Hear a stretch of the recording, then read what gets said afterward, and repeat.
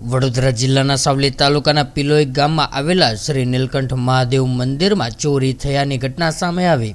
વડોદરા જિલ્લાના સાવલી તાલુકાના પિલોઈ ગામના શ્રી નીલકંઠ મહાદેવ મંદિર આવેલું છે, જ્યાં ગામની વચ્ચોવચ્ચ શ્રી નીલકંઠ મહાદેવ મંદિરમાં બપોરના સમયે દાનપેટીમાંથી પૈસા ચોરાઈ ગયા હતા। ત્યારે ગામના છોકરાઓ મંદિરની સાફ સફાઈ કરવા માટે ગયા હતા, ત્યારે સમગ્ર ઘટનાની જાણ થતાં દાનપેટી તૂટેલી હાલતમાં જોવા મળી હતી। ત્યારે તેમણે તરત જ ગામના સરપંચ અને ગામ લોકોને જાણ કરી હતી કે દાનપેટી તૂટેલી છે, અને સમગ્ર લોકોએ ત્યાં જઈને જોયું તો દાનપેટી તૂટેલી હાલતમાં મળી આવી હતી, જેમાં એક પણ પૈસા હતા નહીં। સમગ્ર પૈસાની ચોરી થઈ ગઈ હતી।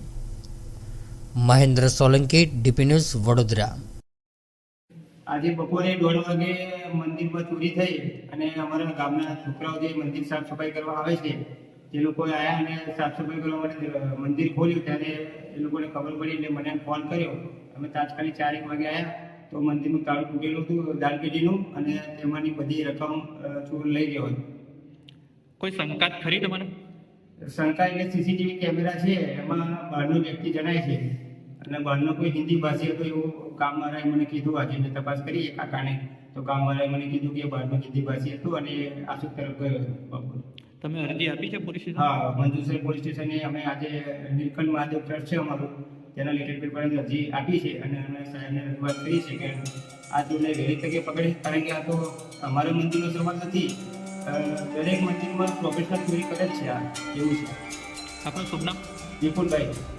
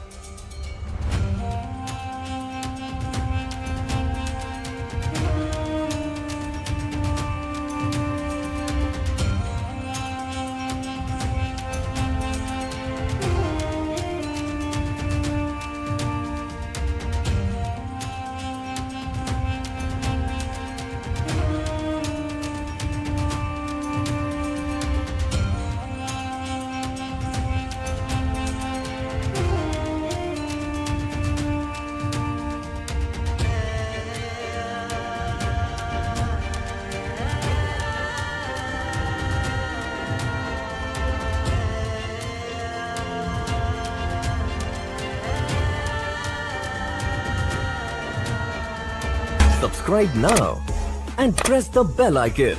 Never miss an update.